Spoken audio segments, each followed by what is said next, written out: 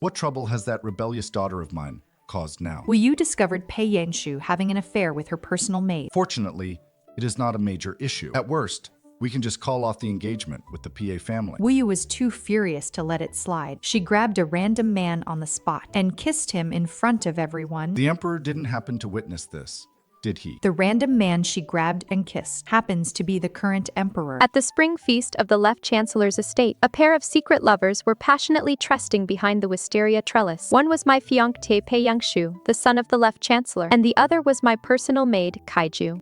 Having been caught red-handed by me, Pei Yangshu pulled Kaiju even tighter into his embrace. You beast. Let go of Kaiju this instant. Once you marry into the chancellor's estate, not just your maid, is you. This is truly a case of the neighbor eating the scale, making my mind go completely blank with anger. But unfortunately for them, I am no gentle, submissive woman either. Scanning the area out of the corner of my eye, I spotted a handsome man standing aside, enjoying the drama. Excellent. Pretty boy. You'll do. Today, I'm going to let you experience what it is like when the drama you're watching lands right on you. Taking a step forward, I reached out, clasped the back of his neck, stood on my tiptoes, and gave him a deep French kiss. When we parted, I carefully reflected. It has already been 13 years since I transmigrated into this book. By the time my wandering thoughts returned to reality, I realized that a vast crowd of people had fallen to their knees around us. Looking around, aside from myself, only the man I had just taken liberties with remained standing. He also seemed to have just recovered from his shock. Right before my eyes, I watched him very slowly raise his hand and wipe his mouth with his sleeve. This gesture caused no physical harm, but it was extremely insulting. Just as I was about to spit out a few sarcastic remarks to save some of my dignity, only to see dark dragon patterns embroidered on his long sleeves. I had always thought my soul had simply traveled back to ancient times until my master brought out a book. It turned out I had traveled into a book. Ow, gently, gently. What the heck?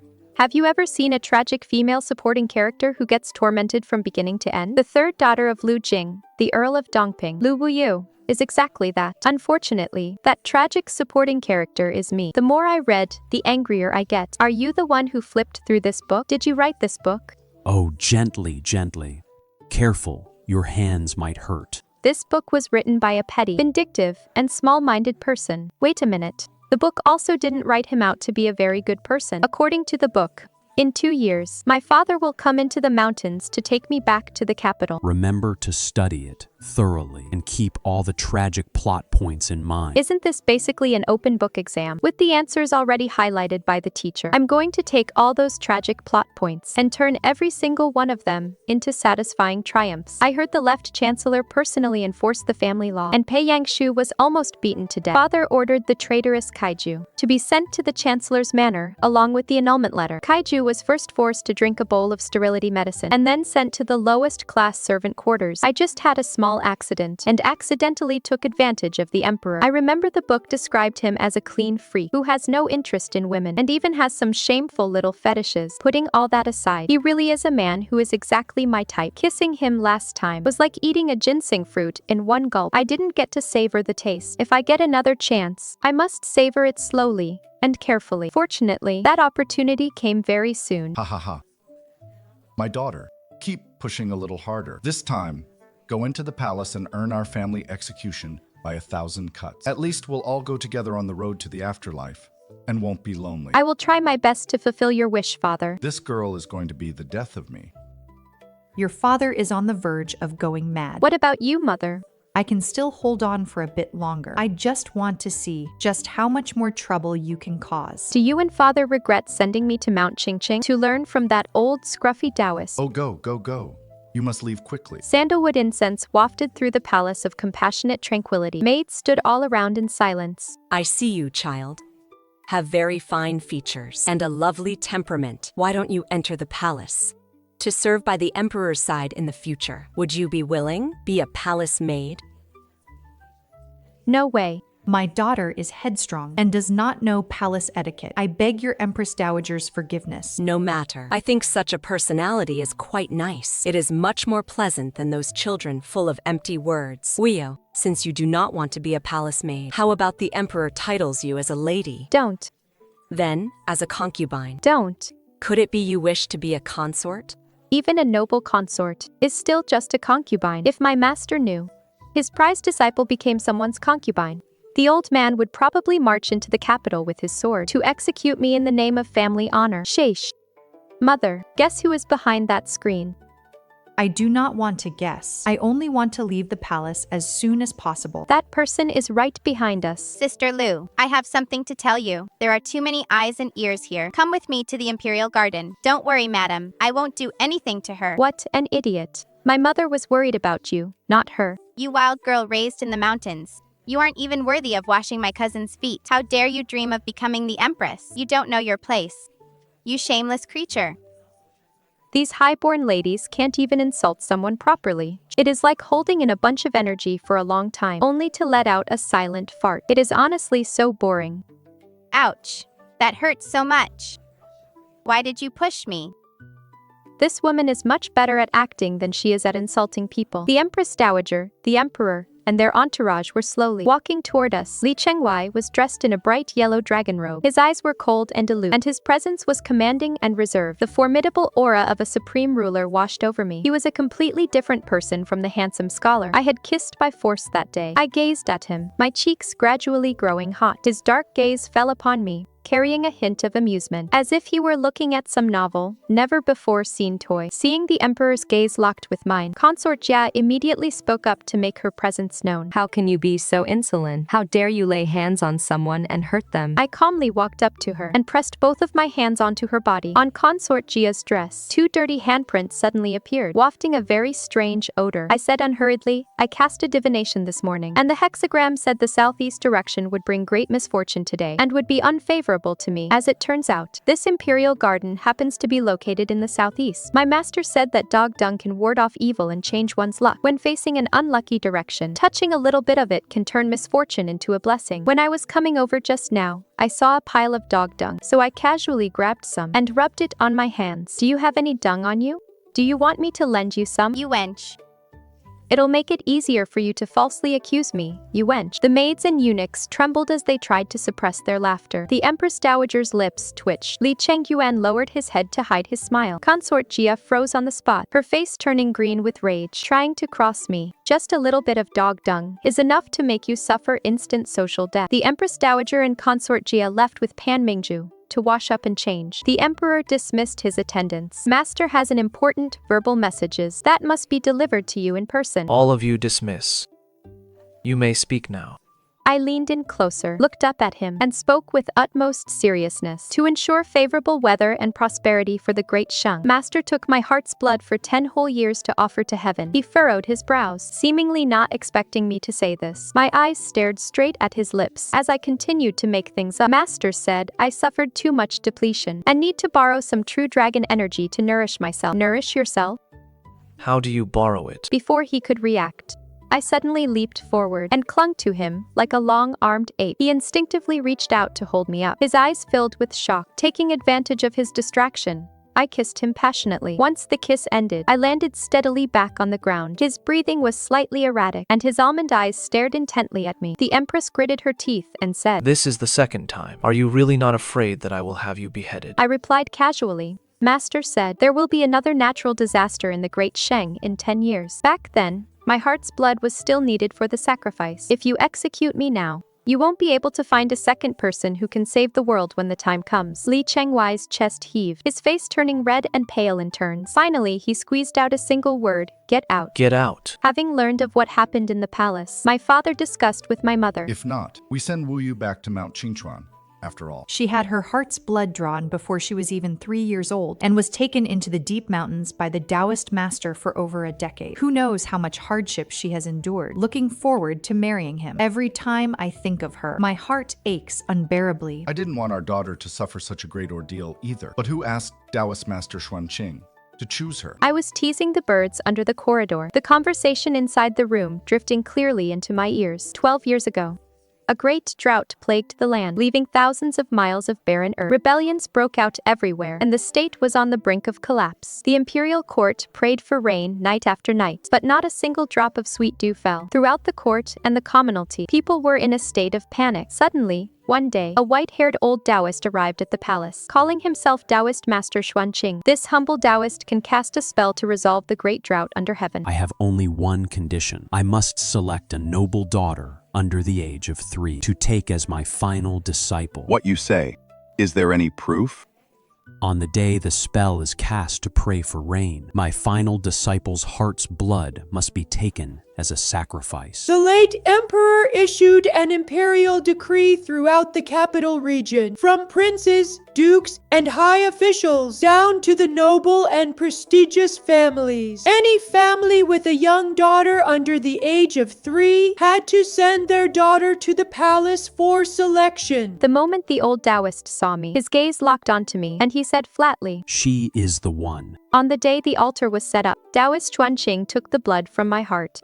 That night, dark clouds gathered, lightning flashed, and thunder roared. A torrential rain poured down. The people were saved, and the empire was spared from ruin. The late emperor wanted to decree me a commandery princess, but the old Taoist raised his hand to stop him. No noble title is needed. You only need to remember that the countless commoners owe their lives to her. The court and commoners of the great Shang dynasty owe her a debt of justice. From this day forward, she shall not kneel to kings above, nor bow to the powerful below. She may bow to heaven and earth, and she may bow to her parents. As for any other worldly etiquette or palace rules, she shall not follow them at all. She shall not kneel to anyone. As the words fell, the entire court fell silent. The hall was so quiet that a falling pin could be heard. The emperor's eyes suddenly narrowed. Only after a long silence did he utter one word. Granted. All the civil and military officials bowed their heads and held their breath. No one dared to object. My young daughter is already betrothed.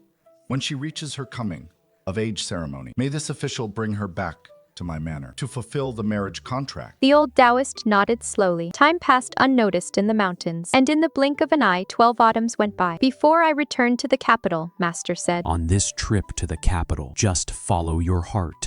Even if you cause a monumental disaster, your master will back you up. So, as soon as I returned to the capital, I first beat up the heir of Marquis Chenghuai, who was harassing a woman on the street. Then I smashed the restaurant run by the Grand Princess's servants, and I even sneaked an attack on the Grand General's beloved steed, 1,000-mile Snow. Most recently, at the Left Chancellor's spring banquet, I kissed the Emperor while he was traveling incognito. Tonight's moon is so enchanting. It would be a pity not to stir up some trouble. I changed into men's clothing, quietly climbed over the courtyard wall, and went out. I headed straight for Baoyue Pavilion in the south of the city. As soon as I entered, I said to the madam, Give me a private room where I can admire the moon, serve a few side dishes, a flask of good wine, and call Lady Feng Xiao to play an elegant tune of longing. Young master, you look very unfamiliar. How is it that you know me so well? You may not recognize my face, but you certainly recognize this, don't you? This amount is enough to book 3 private rooms. The evening breeze brushed across the lake, and the sounds of string and wind instruments filled the ears. I poured and drank by myself, as carefree as an immortal. Feng Xiao's figure was slender and elegant, with a waist as narrow as a bundle. Her face was covered with a veil of light gauze, revealing only a pair of clear, almond-shaped eyes glistening with gentle light. As the song ended, I lightly tapped my fingertips on the table and beckoned him over with a finger. Forgive us, young master, but Our Lady only sells her art, not her body. She usually only plays the zither and pours wine, and does not accompany guests for drinks. You, master and servant, had better not regret this. As soon as the words left my mouth, a series of orderly and heavy footsteps came from downstairs, moving from far to near. They carried a chilling, murderous aura. Immediately after, a stern shout echoed through the entire building. The Wuchang Military Command is ordered to search for and arrest bandits. No one in the building is allowed to move. The little maid's legs turned to jelly from fright. Feng Xiao's eyes flickered with uncertainty. Beautiful. Can you drink with me now? Feng Xiao, reading the situation, quickly walked over, sitting down right next to me. I handed over a cup of wine. He brushed aside a corner of his veil and drank it down with his head tilted back, his Adam's apple bobbing gently in his throat. With a loud crash, the door was kicked open by someone. Several soldiers rushed in aggressively, without even raising my eyelids. I flicked my wrist, and the wine cup in my hand flew straight toward the leading man, slammed shut with a bang. It struck him right on the temple. He let out a muffled groan, and instantly flew into a rage, drawing his sword and cursing loudly. How dare you? I said with a cold face. What is all this noise? Go call your city patrol commander to come see me. Those soldiers were intimidated by my aura. The capital was crowded with nobility, and they were also afraid of offending some powerful person they couldn't afford to provoke. Before long, someone brought in the officer in charge of today's squad. Ji had a burly stature and upright features, without a single trace of frivolity on his face. Just a moment ago, I was still acting cool with a cold face, but the moment I saw him, my eyes immediately crinkled into a smile as I called out in a sweet, delicate voice, "Second brother-in-law." Jia practically hauled me out of Baoyue Pavilion by the collar. I didn't dare to struggle. This man is truly ruthless when he strikes. Last time, I went to the Grand General's estate to visit my second sister, who had just finished her postpartum confinement. I looked at Qianli Yun, and my heart swelled with desire. This horse was pure white, without a single stray hair of another color, glistening in the sunlight. My second sister said, "This is my father-in-law's absolute favorite. Even my husband doesn't dare touch it normally." Hearing her say that, I wanted to ride it even more. Master said that even if I caused a monumental disaster, he would always have my back. So what was there for me to fear? Using a few simple tricks, I easily sneaked 1,000-mile snow out of the general's estate. It wasn't that the estate servants were foolish. It was just that no noble lady in the entire capital was as audaciously bold. A noble lady who tells nothing but lies. I cracked the whip and urged the horse forward, riding through Juke Avenue. Passers-by all stopped to look, their faces filled with envy. I grew more and more proud, feeling absolutely glorious. But right at that moment, a pebble struck my back shoulder with force. My body tilted to the side. I tumbled off the horse. My brother-in-law had already walked up to me with swift strides. "If you ever dare touch my father's horse again, I will take your life." It was only after my second sister returned to her family home and wept for a long time. Only then did I understand why he was so furious. It turned out that after the old general returned to the manor, he gave him a severe beating without a second word. It was not because he had laid a hand on me, but because 1,000-mile snow had actually been stolen right under his nose. The old general furiously scolded his youngest son. If you lead troops into battle in the future, I fear someone will pluck your command banner right out without you even noticing. Jia hadn't received a beating in over 10 years. Thanks to me, he was beaten so badly he was bedridden for half a month. He had just recovered from his injuries, only to catch me in a brothel. With so many people around gossiping, I feared the entire capital would soon know that the sister-in-law of the city patrol commander went to a brothel dressed as a man. As I was leaving, I secretly made a face at Feng Xiao, then turned back and shrugged my shoulders, pretending to be as frightened as a quail. Feng Xiao covered her mouth and smiled, looking as gentle and beautiful as a painting. The soldiers no longer had any desire to inspect the place, winking and nudging one another, eagerly following their superior to watch the drama unfold. Jia brought me back to the Earl's manor and sat in the main hall with a commanding presence. He had the posture of someone who wouldn't leave until my father gave him an explanation. My soft-hearted parents were easy to handle, but the stone-faced Yama standing nearby was much more difficult. Lu Wuyou, you've gone too far this time. It is bad enough. You usually embarrass the Lu family, but this time you actually made a fool of your brother-in-law in public. If I don't punish you severely, this won't end. Guards, bring the family rod. If you beat me to death, go to maternal grandfather's house to bring fourth sister back to the capital, so she can fulfill her filial duties in my place. Hearing this, my father was completely stunned. My mother turned her body away and quietly wiped her tears. That damn butler Joe. He ordered the martial maids to set up the punishment bench, while he himself stood by my side holding the rod. It seemed he couldn't wait to see me get a beating. I suppose I only had myself to blame for playing tricks on him a few times out of boredom. Hais. It is easy to fight the king of hell, but hard to deal with the little devils. My mother looked at my father with tearful eyes. My father seemed to hesitate. "In a few years, fourth sister will soon reach the age of hair pinning, but third sister keeps causing trouble in the capital, ruining the Lu family's reputation. How will either of them find a good family to marry into?" Beat her. A sturdy guard stepped forward at his command and took the rod. The rod came down with a whooshing sound, sounding extremely fierce. But when it landed on me, it was far less painful than I had imagined. Third young lady, quickly cry out in pain. Only then did I realize what was happening. I immediately put on an exaggerated expression and began to wail. Ouch, it hurts. Help.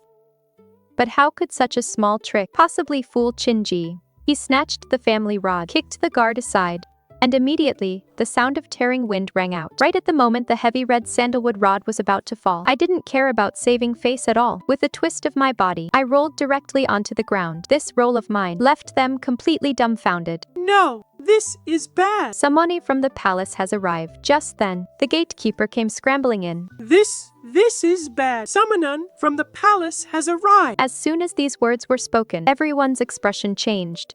Someone from the palace arriving suddenly in the middle of the night could hardly portend anything good. Most likely, a major disaster was brewing. Everyone's eyes immediately shot toward me. You little wrench. What trouble have you caused out there this time? See, this is what reputation does. Whenever trouble arose, the first person the Lu family thought of was me. Just like when Shuju was identifying his father, Yi Ernyang only had to turn and look at Duan Zhengchen. And even if Xiao Yunshan brought out a paternity test, no one would believe it. Of course, this time, they didn't wrong me either. I really had provoked the emperor again. No one expected that the one who came was the emperor's most trusted personal attendant, eunuch Xu Fu. The scene of punishment in the hall and my disheveled state were fully taken in by him. Summoning the third miss of this residence to enter the palace tomorrow morning for an audience. After delivering the emperor's imperial decree, he turned and left.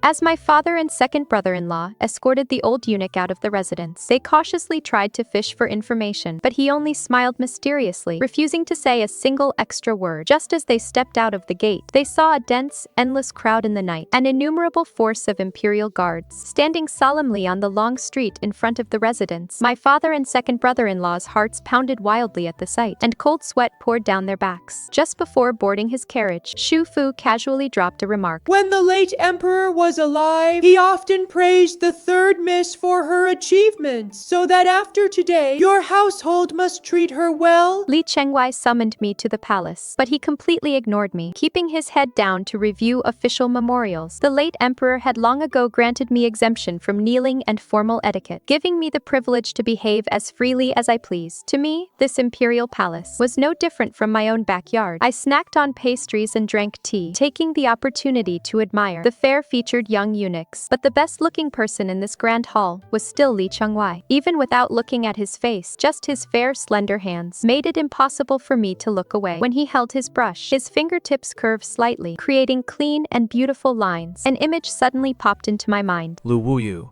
have you stared enough? A single sentence from Li Chenghuai instantly snapped me back to reality. Right at that moment, Xu Fu bowed and came in to report.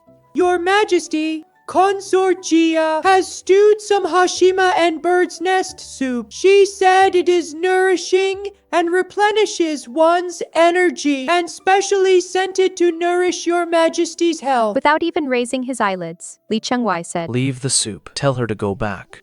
Xu Fu acknowledged the order and withdrew, returning shortly after carrying a food container. As soon as he lifted the cover of the container, a delicious aroma drifted out. I stared fixedly at the soup tureen. After waiting for a good while, I finally asked with shameless boldness, Your Majesty, since you don't want to drink it, why not bestow this soup upon me?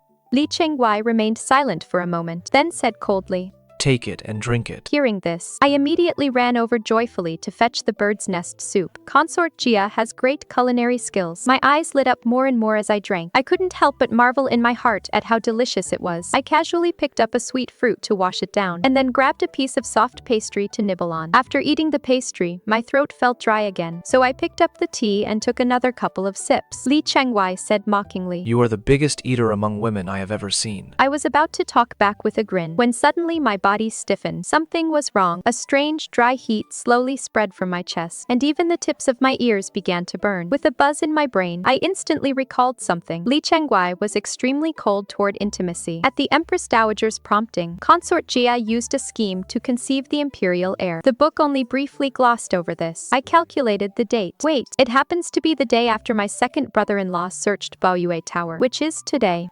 That wretched woman, Consort Jia, she actually conceived the imperial heir by putting an aphrodisiac in the soup, according to the original book. Today I was supposed to be lured to the temple by kaiju to burn incense, where Pei Yangshu had arranged for a fake monk to defile me. I shouldn't even have been in the palace. I stared straight at Li Chenghuai. He frowned slightly. Why is your face so red? My throat tightened. The dry heat all over my body felt like it was about to explode. My fingertips uncontrollably tugged at my collar, feeling as though every inch of my skin was burning. Your Majesty, the soup just now. Something is wrong with it. Consort Jia must have put an aphrodisiac in it. I feel extremely uncomfortable right now. Please, Your Majesty, help me, he said in a deep voice. I will immediately summon the imperial physician to prepare an antidote for you. Distant water cannot quench a nearby fire. I gazed at him, my eyes filled with longing. You is the antidote? It feels like thousands of insects and ants are crawling and gnawing all over my body. Intolerable pain and itching. I could barely stand. My entire body was shaking uncontrollably. Casting all pride aside, the Empress gritted her teeth and said, "Then Your Majesty, please bestow a guard upon me." He suddenly stood up. You woman are truly... I could no longer hold on. My sanity snapped completely, and I lunged straight at him, wrapping my arms tightly around him. The young eunuchs serving in the hall were all rooted to the spot in sheer terror. One quick-witted young eunuch scrambled and rushed out of the hall, and within moments, Shu Fu appeared outside the hall and gave everyone a knowing look. Everyone retreated outside on tiptoe. The palace doors were slowly shut. An hour later, Li Chenghuai's voice was as cold as ice. Is my antidote working well? I bit my lower lip, not daring to make a sound, but my shoulders trembled uncontrollably, shuddering over and over, completely unable to suppress it. You really aren't afraid of death, are you? I pinched my thigh hard, putting on a pitiful look. Your Majesty, before I was even 3 years old, I was taken to the deep mountains. These past 10+ years have been unspeakably bitter. To ensure peace and prosperity for Dasheng, Taoist Master Xuanqing spent a full 10 years using my heart's blood as an offering to heaven. Suddenly, a loud announcement came from outside. The Empress Dowager has arrived. Shu Fu bowed and led the Empress Dowager into the main hall. His gaze swept across the memorials scattered all over the floor, and her face instantly turned cold. Lu Wuyou, you seduced the emperor and brought debauchery to the palace.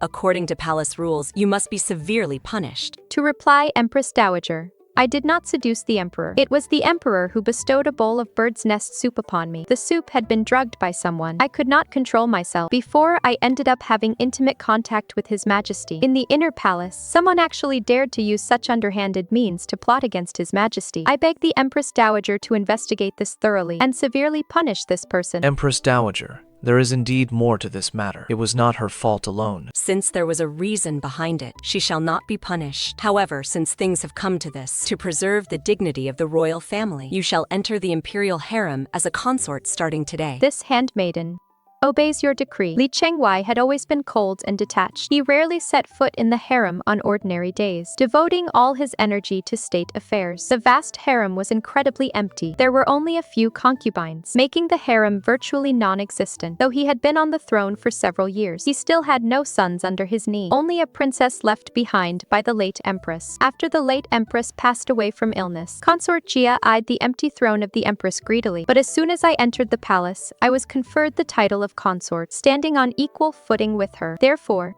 she came to view me as a thorn in her eye and a splinter in her flesh, looking for any opportunity to trip me up. Unfortunately, in the book Master wrote, I didn't enter the palace, but married Pei Yangshu instead. Now that I have lost my cheat code, I can only rely on my own abilities to survive in the palace. Having watched so many palace drama shows, I have come to understand one truth. If you want to survive in the inner palace, you only need to please the Empress Dowager. But if you want to live comfortably, then you must win the emperor's favor. Actually, my original thought was that as long as you don't lose your heart to a man, it is still pretty fun. But now I've become greedy. I don't just want a place on Li Chenghuai's body, I also want a place in his heart. So, I can only resort to some heavy remedies. First, I spent a large amount of silver to bribe eunuch Shu Fu, and then I used stationery filled with love letters and bombarded Li Cheng'arms with them. After my relentless harassment, I finally drew in a drunken Li Chenghuai. His voice was deeply magnetic from the alcohol as he pressed against my ear and spoke slowly and softly. Let Huijin taste.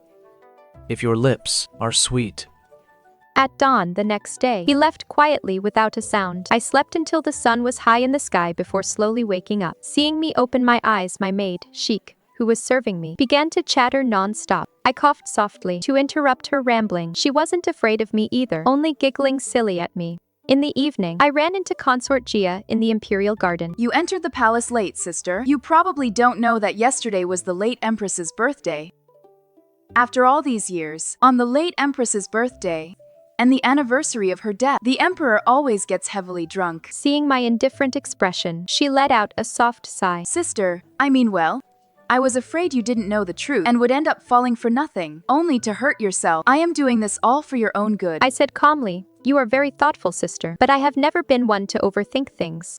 The emperor is the son of heaven. It is not surprising that he holds the world in his heart, as well as his old love. It is true that I admire him, but I have never thought of monopolizing him or tying him down. To obtain a moment of joy is to enjoy a moment of joy without obsession and without infatuation. One is actually more at ease. The women in the palace each have their own difficulties. If you have the ability, then go strive for the emperor's favor and fight for your own future. If you lack the ability, then do not scheme against others. We are both women. Making things difficult for each other is utterly pointless." The fake smile on her face stiffened. She could not utter a word for a long time. I did not bother to waste any more breath on her and simply turned to leave with chic. Just as we rounded a patch of lush flowers, my footsteps abruptly halted. Chenghuai was standing quietly in the shade of the blossoms. I had no idea how long he had been standing there. Since I was a child, I watched my imperial mother battle with the consorts. Later, she battled with my imperial grandmother. After our grand wedding, imperial grandmother passed away, and she became the empress dowager, only to battle with my empress. It was only after Ayao committed suicide by swallowing gold that she finally showed some restraint. Why are you telling me all this? Aren't you afraid I might let it slip? I know you won't. That night, you chose to endure family punishment, rather than reveal that I am Feng Shao. Li Chenghuai. That night, had I revealed that you are Feng Shao, would Shufu have produced another imperial decree and ordered the imperial guard to execute my second brother-in-law and my entire family. My heart went cold, but I did not panic. I only felt a lingering faint dread. In Master's book, my character, at a very young age, had half a bowl of blood drawn from her heart, narrowly escaping with my life. Later, she was taken into the deep mountains by Taoist Xuanqing. She warmed his bed when she was young, and as she grew older, she became a forbidden toy for him to trample upon at will. Later, when he grew tired of her, she became a plaything for his disciples and grand-disciples. Upon reaching her 15-year-old coming-of-age ceremony, her father brought her back to the capital, where she suffered further torment at the hands of Pei Yangshu. By the end, her mind was completely warped. I committed one crazy, ruthless act after another, and ultimately brought ruin upon myself, causing the downfall of the He family and the tragic deaths of the entire household. Fortunately, Master Xuanqing, who raised me, was completely different from the book, and he was very good to me, granting almost every request I made. When I transmigrated here, it was right when he was supposed to take the heart blood. That sharp blade only pierced my chest. At the very surface of the skin, the half bowl of blood for the ritual was actually taken in secret by cutting his own wrist. Later,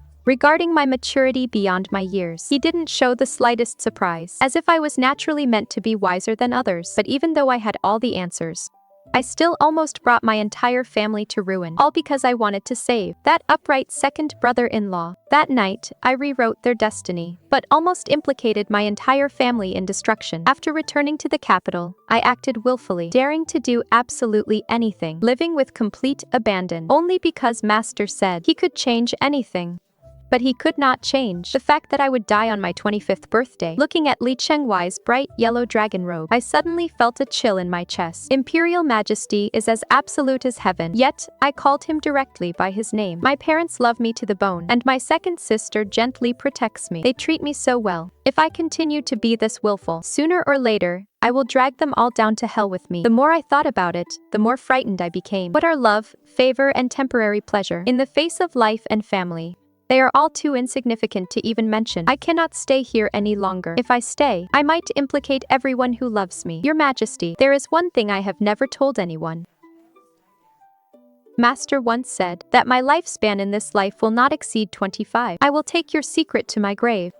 Could you let me leave the palace? He stared at me, scrutinizing me at first, seemingly trying to tell if I was lying. But when he saw no pretense in my eyes, only a calm and almost desolate sincerity, the look in his eyes changed completely. The coldness faded away bit by bit. I had just begun to feel I was no longer alone, that there was someone I could trust with all my heart. Someone I could safely keep by my side. I don't want you to be heartbroken in the future, which is why I'm telling you this in advance. We haven't known each other long, and our feelings aren't that deep yet. Let me leave the palace. When that day comes, you won't have to grieve.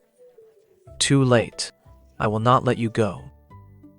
Even if you have only 1 day left to live, you must remain by my side. From my elders seemed to seal my fate in this life, leaving no room for turning back. But I adapted very quickly. Since I couldn't leave, then I wouldn't. And from that day on, Chenghuai seemed like a completely different person. The once cold, distant emperor, who kept women at arm's length, now clung to me every single day, never leaving my side. Aside from attending court, he spent all his time guarding my palace. He even moved his memorials to my hall to review them. His gaze would drift back to me from time to time. I was also someone who returned kindness, so whenever he was away, I would have the servants deliver jade slips with love notes on them to please him, the current Chenghuai. Even if he was in the middle of discussing state affairs, as long as the eunuch presented a jade slip, he would, in front of all his civil and military officials, openly and grandly unwrap the magnolia slip. As this went back and forth, a few clever and quick-witted ministers figured out the pattern. As long as they took advantage of the moment the emperor received Consort Lu's jade slip, their petitions were most likely to be approved, and he was easiest to talk to. Later on, this became an unspoken secret in the imperial court. Whenever there was a petition they feared might anger the emperor, they were in no hurry to submit it. They all waited and hoped, and even bribed the little eunuchs who delivered messages in the palace, specifically instructing them to wait until they were reporting their matters before presenting the consort's jade slip. For a time, in the main hall, an extraordinary scene appeared. The emperor sat on the dragon throne, while the ministers waited with bated breath. The little eunuch would enter right on time. As soon as the emperor read it, his brow would soften, and the ministers would immediately seize the chance to petition. 9 times out of 10, they were approved. That day, Chenghuai's face was cold and grim, and the court officials all held their breath, terrified that a single word might provoke the emperor's wrath. The little eunuch appeared like timely rain, holding the jade slip and walking in quickly, bowing as he presented it. Everyone felt a wave of relief, but Chenghuai only took one look at the unfolded slip, and his expression changed instantly. He suddenly stood up from the dragon throne and uttered 2 words in a deep voice. Court adjourned. Before his voice could fade, he actually walked out in a great hurry. The entire court was shocked, looking at one another in bewilderment, not knowing what major event had occurred. In the rush, the paper slip in Chenghuai's hand accidentally fell to the ground. Shu Fu rushed forward, and as he picked it up, he caught a glimpse of it. He saw a line of elegant, beautiful small script. "Big brother, can we add a chicken leg to lunch today? Because I have to eat for 2 now." Suppressing his excitement, he asked in a low voice, "Your Majesty, is her ladyship pregnant?" Chenghuai could no longer care about his imperial dignity. He practically ran to my palace. The Empress Dowager was currently speaking with me. Mother, is Wuyou really pregnant? The imperial physician, his face beaming with joy, stepped forward and bowed, saying, Replying to your majesty, I have checked her pulse repeatedly and confirmed it beyond doubt. The empress is indeed pregnant. 8 months later, I successfully gave birth to a pair of twins, a boy and a girl. Chenghuai issued an imperial decree granting a general amnesty to the realm. I thought that when Master heard I had children, he would surely come to the capital to visit, but I waited day after day, and he seemed to have vanished from the face of the earth without a single word from him. In my heart, I grew increasingly anxious and uneasy. Chenghuai sent men to Mount Qingkong to investigate, only to find that the bamboo cottage in the mountains had long been empty and deserted. In the blink of an eye, 7 years passed. My 25th birthday was drawing closer and closer. Over these years, Chenghuai had never given up searching for my master. He had also searched the world for alchemists and recluses, solely to find a way to alter my destiny. When there were only 6 months left until my birthday, I suddenly began to feel afraid. In the past, I had no worries and lived life freely and boldly. But now, I had a pair of well-behaved and sensible children, Chenghuai's deep affection, and the ties of my family. I could not bear to leave them. I truly could not bear it. Worrying day and night, I gradually developed an illness of the heart from anxiety, my body growing weaker by the day. Just as Master had predicted, even before April arrived, I had already fallen gravely ill. Chenghuai was driven mad with anxiety. The emperor, once so calm and restrained, now had a terrifyingly violent temper. If the palace servants made even the slightest mistake, he would fly into a rage and have them beaten to death. It broke my heart to see this, so I summoned all my strength to persuade him. Stop hurting people, even if just for our children's sake. Let us accumulate some good karma for them. The Empress Dowager invited eminent monks into the palace to chant scriptures and pray all day long, hoping to dispel my misfortune and cure my illness. Since I never fought for power or status in the palace, nor sought any benefits for my own family, and only wanted to live a quiet life with the emperor and our children, the Empress Dowager grew increasingly fond of me. But seeing her son so utterly infatuated with me, she secretly selected several beautiful, gentle, noble ladies from respectable families and sent them into into the palace, hoping to divert Li Chenghuai's devotion away from me. No one expected that the always filial emperor would clash directly with the Empress Dowager for the first time. He flew into a terrible rage at the Palace of Benevolent Peace, his words cold and harsh, sparing no feelings at all. The Empress Dowager fainted on the spot from anger and fell ill upon waking. My 2 children went to visit her every day, coaxing their grandmother to eat in their sweet, soft voices, massaging her legs, and acting spoiled. Most of the Empress Dowager's anger subsided, and she gradually recovered within a few days. At night, Li Chenghuai held me close. Choking with sobs, I said, You must not leave me. I don't know after you are gone how I will get through the long remainder of my life. I gazed at him. I forced a smile. How should you live? Just live as you must. If you are lonely, it is fine to marry a few more. Only, you must find someone kind-hearted and never let our children suffer.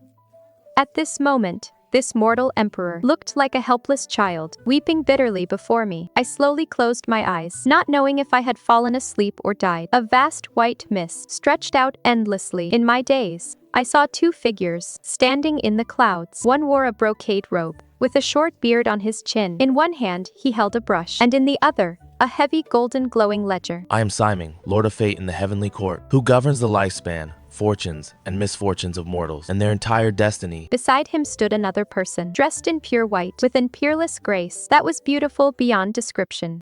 He was a figure like no other I had ever seen in my 2 lifetimes. Little girl, you have grown up. My heart jolted, and I looked at him with eyes full of confusion. Lord Simon let out a soft laugh beside him and spoke calmly. This narrow-minded and vindictive petty man Is your master in the mortal realm, Lord Yuyan of the Heavenly Court.